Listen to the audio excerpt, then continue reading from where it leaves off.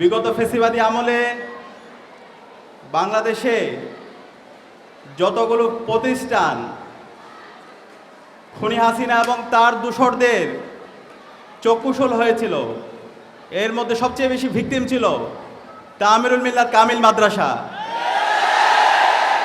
তামিরুল মিল্লাত কামিল মাদ্রাসার শিক্ষার্থীরা বাংলাদেশের বিশ্ববিদ্যালয়গুলোতে তাদের পরিচয় দিতে পারেনি।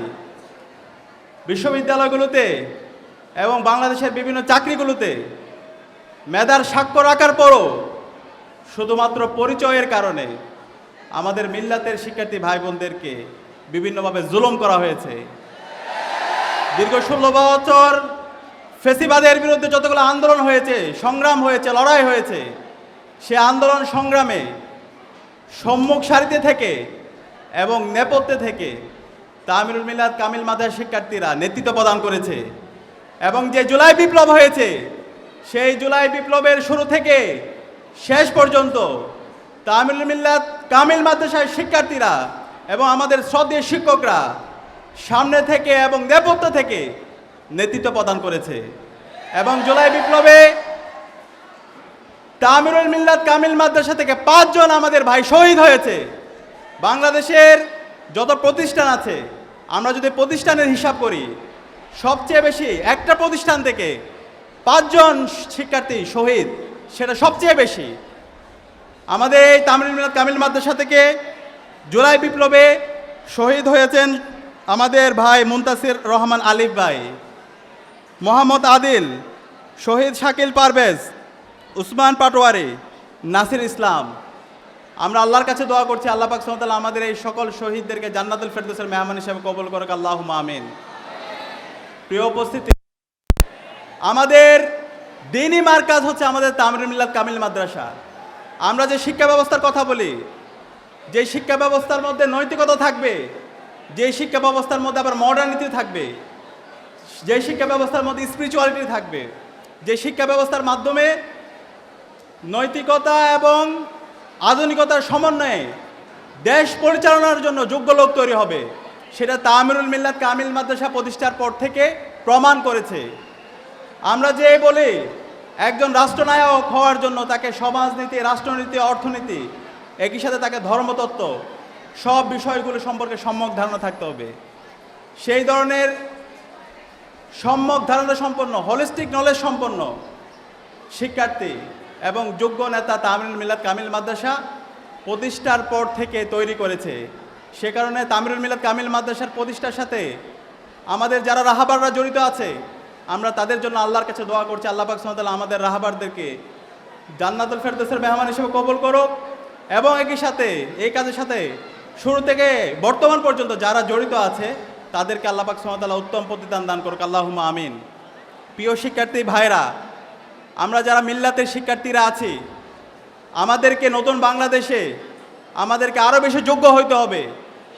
বাংলাদেশে জুলাই বিপ্লব পরবর্তী শহীদদের আকাঙ্ক্ষার আলোকে বৈষম্যহীন ইনসাফ ভিত্তিক যদি আমরা বাংলাদেশ বিনির্মাণ করতে চাই, তাহলে আমাদেরকে যতগুলো সেক্টর আছে রাষ্ট্র পরিচালনার জন্য, সকল সেক্টরের জন্য আমাদেরকে প্রস্তুতি নিতে হবে। বাংলাদেশের এখন পর্যন্ত ফেসিবাদের দূষররা তারা বিভিন্ন জায়গায় বসে আছে, এখন পর্যন্ত জুডিশিয়ারিতে বসে আছে, এখন পর্যন্ত অ্যাডমিনিস্ট্রেশনে বসে আছে, এখন পর্যন্ত বিশ্ববিদ্যালয়গুলোতে ফেসিবাদের দূষররা বসে আছে, এখন পর্যন্ত কালচারাল ফেসিস্টরা বিভিন্ন ধরনের ষড়যন্ত্র এবং চক্রান্ত করছে। বাংলাদেশের মিডিয়া হাউসগুলোতে এখন পর্যন্ত কালচারাল ফেসিস্টরা জুলাইয়ের বিরুদ্ধে অবস্থান নিয়ে ফেসিবাদের পারপাস তারা সার্ভ করছে। তো সেই জায়গায় যদি আমরা শহীদদের আকাঙ্ক্ষার আলোকে নতুন বাংলাদেশ বিনির্মাণ করতে চাই, তাহলে আমরা যারা মিল্লাতের শিক্ষার্থীরা আছি আমাদেরকে প্রস্তুতি নিতে হবে। আমাদেরকে প্রস্তুতি নিতে হবে আগামীর বাংলাদেশের জুডিশিয়ারি নেতৃত্ব দেওয়ার জন্য, আমাদেরকে প্রস্তুতি নিতে হবে আগামীর বাংলাদেশের অ্যাডমিনিস্ট্রেশনে নেতৃত্ব দেওয়ার জন্য, আমাদেরকে প্রস্তুতি নিতে হবে বাংলাদেশের বিশ্ববিদ্যালয়গুলোতে নেতৃত্ব দেওয়ার জন্য, এবং আমাদেরকে প্রস্তুতি নিতে হবে আগামীর বাংলাদেশের নেতৃত্ব দেওয়ার জন্য। তো সেই নেতৃত্বের জন্য আমাদেরকে জ্ঞান এবং যোগ্যতায় আমাদেরকে অনন্য উচ্চতায় নিয়ে যেতে হবে। এবং আমি বিশ্বাস করি মিল্লাতের আমাদের উস্তাদরা যেভাবে আমাদেরকে গাইড করছে, আমাদেরকে যে নির্দেশনা দিচ্ছে সে আলোকে আমাদেরকে প্রস্তুতি নিতে হবে। আমি আপনাদেরকে অনুরোধ করব, কয়েকজন মানুষের মতো আমাদেরকে হওয়া দরকার যারা বিংশ শতাব্দীতে পুরো বিশ্বব্যাপী আলোড়ন সৃষ্টি করেছিলেন। এর মধ্যে ছিলেন আমাদের সৈয়দ আবুল আলা মওদুদী রহমতুল্লাহ আলাই, যিনি তার লেখনের মাধ্যমে পুরো বিশ্বব্যাপী এবং বিশেষ করে সাউথ এশিয়ার মধ্যে তিনি আলোড়ন তৈরি করেছিলেন।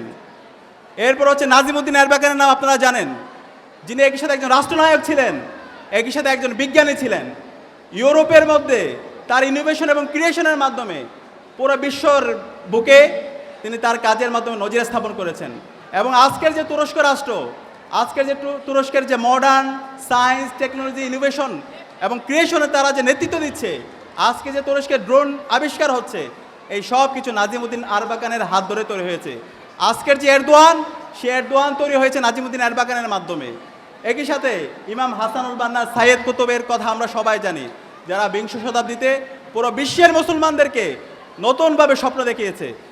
এই একবিংশ শতাব্দীতে যদি আমরা নেতৃত্ব দিতে চাই, আমরা যদি ইনসাফ প্রতিষ্ঠা করতে চাই, আমরা যদি একটি বিপ্লব করতে চাই, তাহলে আমাদেরকে সায়েন্স টেকনোলজি সাহিত্য সংস্কৃতির মাধ্যমে আমাদেরকে সেই বিপ্লবের নেতৃত্ব দিতে হবে। এবং জুলাই বিপ্লবের মাধ্যমে সেই ঐতিহাসিক সুযোগ আমাদের এসেছে। আমি বিশ্বাস করি তামিরুল মিল্লাত কামিল মাদ্রাসার আমরা যারা শিক্ষার্থীরা আছি, আমরাই সেই বিপ্লবের নেতৃত্ব দেব ইনশাআল্লাহ। আমি আপনাদেরকে অনুরোধ করব, সেই বিপ্লবের জন্য আমরা যেন নিজেদেরকে প্রস্তুত করি।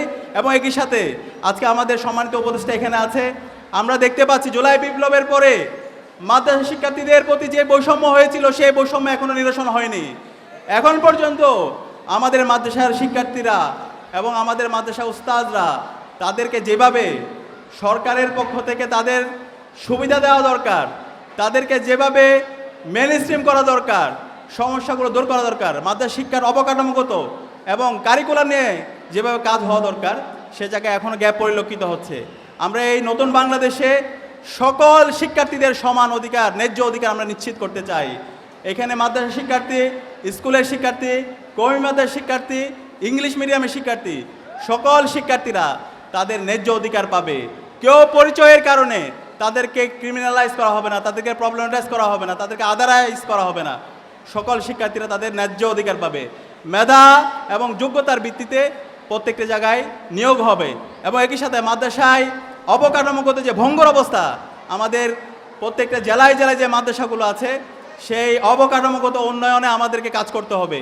এবং ওভারঅল কারিকুলামে মাদ্রাসা শিক্ষা ব্যবস্থার মাধ্যমে যে স্টুডেন্টদেরকে তৈরি করা দরকার, সেই স্টুডেন্টরা এক একজন উন্মাদ হওয়ার কথা, তারা সমাজে নেতৃত্বের জন্য উপযোগী হওয়ার কথা। তাদেরকে এই উন্মাদ হিসাবে, তাদেরকে কম্পিটেন্ট হিসাবে তাদেরকে তৈরি করার জন্য কারিকুলাম নিয়ে আমাদেরকে আরও রিগোরাসলি কাজ করতে হবে। আমরা যদি মালয়েশিয়া দেখি, ইন্দোনেশিয়া দেখি, টার্কি দেখি, তাদের এই মাদ্রাসার যে মডেল, তাদের এখানে যে ফেসিলিটিস, সেই ফেসিলিটিসগুলো আমাদের মাদ্রাসায় এনশিওর করতে হবে।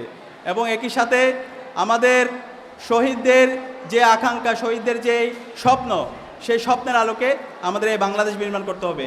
আজকের যে আয়োজন, সে আয়োজনে আমাদেরকে দাওয়াত দেওয়ার জন্য এবং ঢাকা বিশ্ববিদ্যালয় কেন্দ্রীয় ছাত্র সংসদকে দাওয়াত দেওয়ার জন্য আমি মিল্লাত ডিবেটিং ক্লাব এবং তামিরুল মিল্লাত কামিল মাদ্রাসা কর্তৃপক্ষকে আন্তরিক মোবারকবাদ জ্ঞাপন করছি। আমরা ঢাকা বিশ্ববিদ্যালয় কেন্দ্রীয় ছাত্র সংসদের পক্ষ থেকে আপনাদেরকে আমাদের ঢাকা বিশ্ববিদ্যালয়ে দাওয়াত দিচ্ছি। এবং মিল্লাত সহ বাংলাদেশের সকল মাদ্রাসা, স্কুল, কলেজ, বিশ্ববিদ্যালয়ের একসাথে নিয়ে আমরা ঢাকা বিশ্ববিদ্যালয় কেন্দ্রীয় ছাত্র সংসদ কাজ করব। এবং আমরা আশা করছি এই যাত্রায় আমরা সবাইকে একসাথে পাবো। আমরা সবাই মিলে আমাদের এই স্বপ্নের বাংলাদেশ নির্মাণ করব। আল্লাহ পাক সুবহানাহু ওয়া তাআলা আমাদেরকে সেই তৌফিক দান করুক। আসসালামু আলাইকুম ওয়া রাহমাতুল্লাহি ওয়া বারাকাতুহু।